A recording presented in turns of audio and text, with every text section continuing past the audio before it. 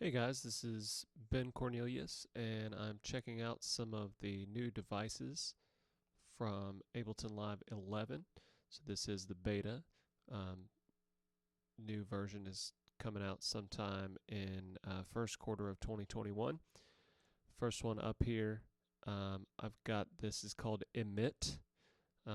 First thing it looks like to me is Isotope's Iris synthesizer, but it's basically like a spectral synthesizer. Gonna go ahead and show you what I already have in here. It's pretty interesting. So it's really it's a trombone sample.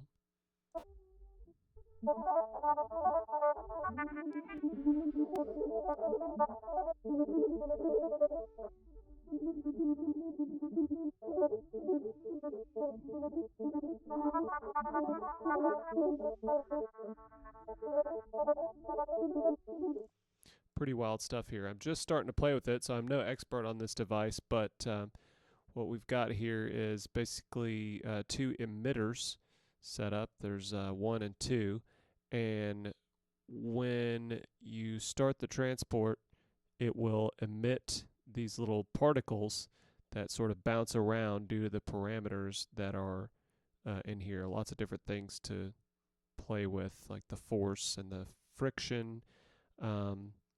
This is from this Inspired by Nature pack, which is really cool. So as we play with these parameters, the particles will behave differently according to adjustments in these parameters.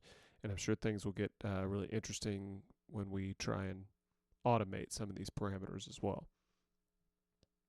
So we can see that I've set up some of these to behave as walls. So the particles will actually bounce off of the wall, and it's accordingly playing in different places across this sample. So let's with that in mind, let's look at it again. And we'll tweak some of these parameters.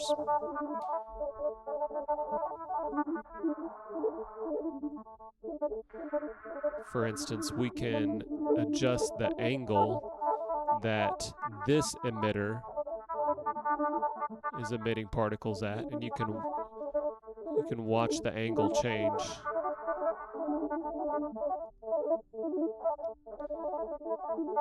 You can go over to our first emitter and do the same thing.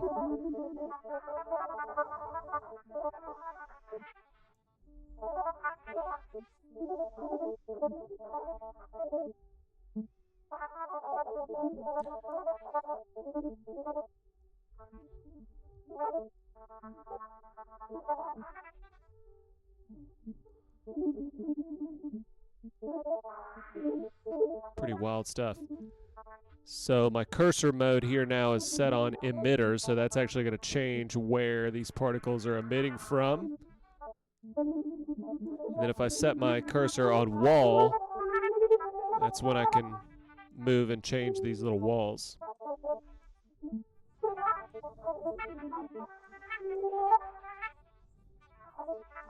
We can adjust the sample start time and length. So we kind of got a bigger playing field going here now. Let's turn that down.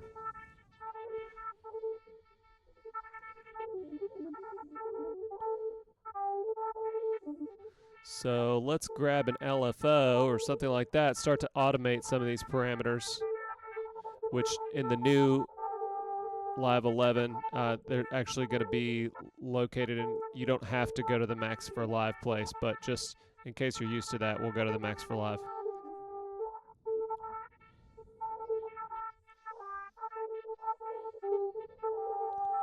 Let's slow this bad boy down.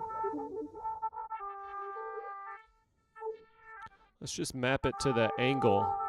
That way it's going to spin around, spitting these out everywhere.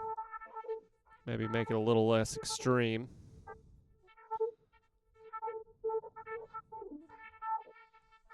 So as you can see, this can get pretty wild if you're just looking for some random stuff or some background textures, or just for some pure randomness to capture. This is a cool little device.